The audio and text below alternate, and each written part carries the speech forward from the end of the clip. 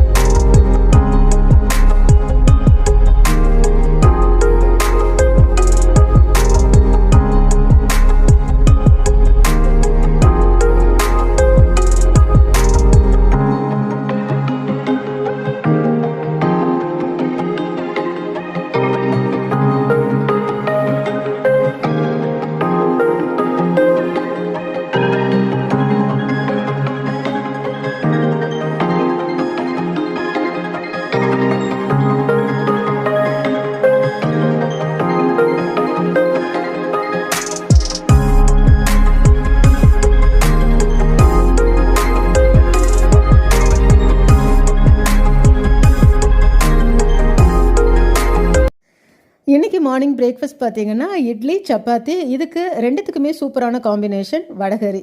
இந்த டேஸ்டியான வடைகறி ரெசிபி நான் ஏற்கனவே சேனலில் நிறைய வாட்டி உங்கள் கூட ஷேர் பண்ணியிருக்கிறேன் ஃப்ரெண்ட்ஸ். தேங்க்யூ.